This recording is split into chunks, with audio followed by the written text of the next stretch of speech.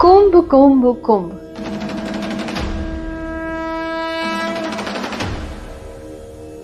समुद्र मंथन वाला कुंभ, अमृत की बूंदों वाला कुंभ,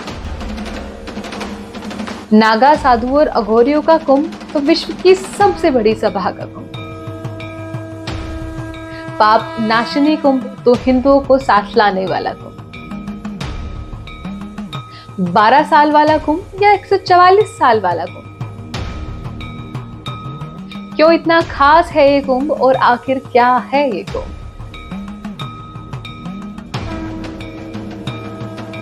न जाने कितने ऐसे सवाल हैं कि आखिर ये कुंभ है क्या, ऐसा क्या है इसमें जो सालों से तपस्या करने वाले नागा साधु और अघोरीज भी वहां पहुंच जाते हैं, जबकि उनके पास तो कोई मोबाइल फोन या इंटरनेट भी नहीं होता। और आखिर इंडिया को इकोनॉमिकली कैसे फायदा करता है कुंभ?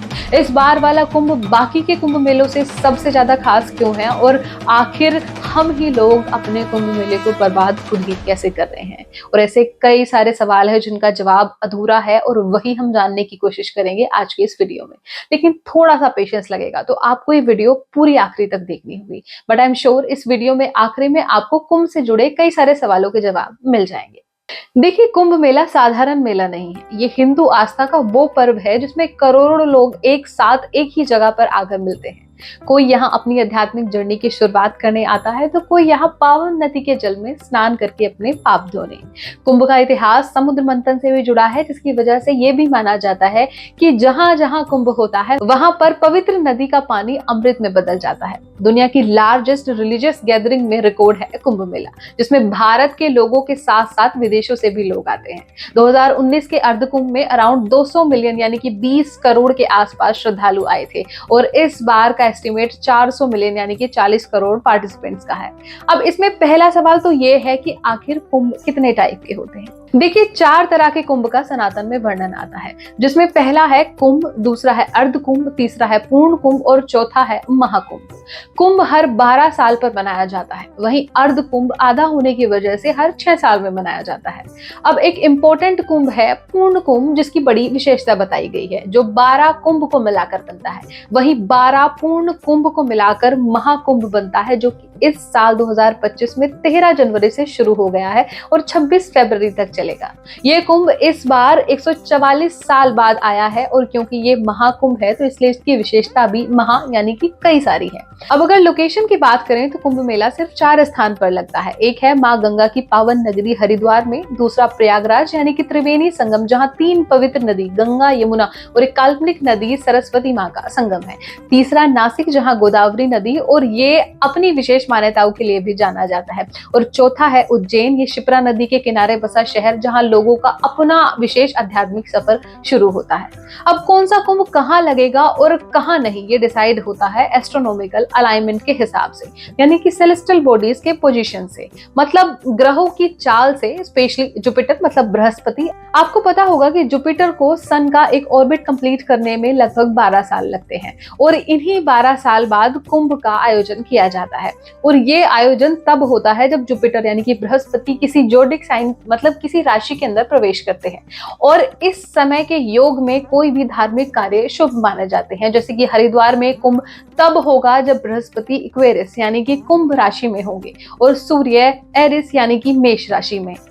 वहीं प्रयागराज में कुंभ तब लगेगा जब बृहस्पति टॉरस यानी कि वृषभ और सूर्य और चंद्रमा दोनों कैप्रिकॉर्न यानी कि मकर राशि के साथ होंगे। वहीं नासिक में जुपिटर में लियो यानी कि सिंह राशि के साथ, और सिमिलरली उज्जैन में भी जुपिटर सिंह राशि के साथ हो, तो कुंभ मेला सेलिब्रेट किया जाता है।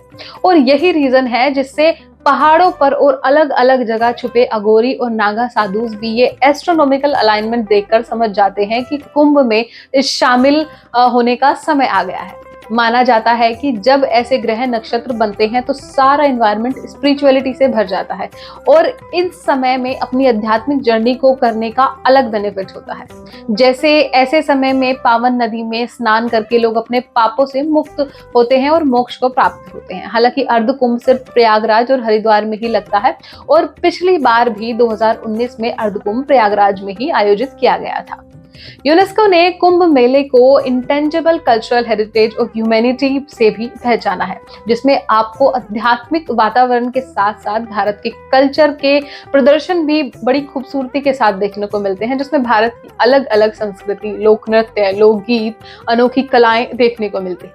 लेकिन सबसे इंपॉर्टेंट बात यह है कि ये मेला भारत को इकोनॉमिकली बड़े लेवल पर सपोर्ट कैसे करता है, जैसे कि ट्रेवल इंडस्ट्री को यहाँ पर बूस्ट मिलता है, क्योंकि लाखों लोग एक जगह से दूसरी जगह ट्रेवल करते हैं। नॉर्मल वेंडर से लेकर रेस्टोरेंट ओनर तक हर किसी को इतना प्रॉफिट होता है कि वो महज चंद दिनों के अंदर उतना पैसा कमा लेते हैं जितना वो पूरी साल में कमाते हैं। डेटा पर नजर डालें तो पिछली बार के कुंभ यानी कि 2019 में कुंभ मेले में गवर्नमेंट ने अप्रोक्स 4200 करोड़ खर्च किए थे, लेकिन अगर प्रॉफिट की बात की जाए तो इकोनॉमिकल वैल्यू जनरेट हुई थी 1,20,000 करोड़, जिसमें 6 लाख लोगों को जॉब मिली थी और अकेले हॉस्पिटैलिटी इंडस्ट्री में 2.5 लाख जॉब जनरेट हुई थी। मतलब फिगर्स की बात की जाए तो ये एक अच्छा खासा इकोनॉमिक बूस्ट देखने को मिलता है। तो इस हिसाब से कुंभ सिर्फ डिवोटीज के लिए नहीं बल्कि भारत के हर नागरिक के लिए इंपॉर्टेंट बन जाता है।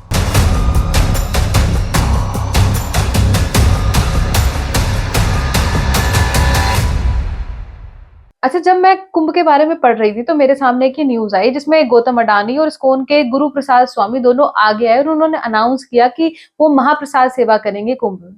अब वैसे तो दोनों ही ये पारंपरिक हिंदू नहीं है और पास्ट में दोनों को अच्छे से टारगेट किया गया है। जैसे इस्कॉन मंदिर को बांग्लादेश में काफी टारगेट किया गया था एंड सेम विद अडानी, उनकी पेमेंट को लेकर उन्हें टारगेट किया गया था।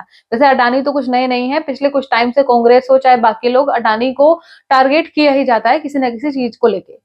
गीता प्रेस जिससे हमारी सारी रिलीजियस बुक्स निकलती है को बूस्ट देने के लिए गौतम अडानी ने 1 करोड़ आरती संग्रह की कॉपीज का ऑर्डर दिया है, जिसको वो महाकुंभ में फ्री में देने वाले हैं। तो ये जेन्युइनली अप्रिशिएबल है और क्योंकि काम सही में अप्रिशिएबल है तो थोड़ी तारीफ और हाईलाइट करना तो बनता है।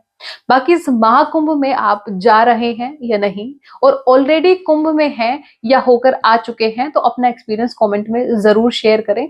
एंड महाकुंभ से जुड़े कुछ और सवाल जैसे कि कैसे हम महाकुंभ को खुद ही बर्बाद कर रहे हैं और महाकुंभ 12 साल में ही क्यों आता है, इसका इतिहास क्या है, ऐसे ही कुछ इंपॉर्टेंट सवालों के जवाब के लिए आपको चैनल को सब्सक्राइब करना होगा, क्योंकि बहुत जल्द अगली वीडियो भी आने वाली है जिसमें इन सवालों के जवाब आपको मिलेंगे और बहुत इंटरेस्टिंग वीडियो होगी। Till then make your spiritual journey strong. जय श्री राम।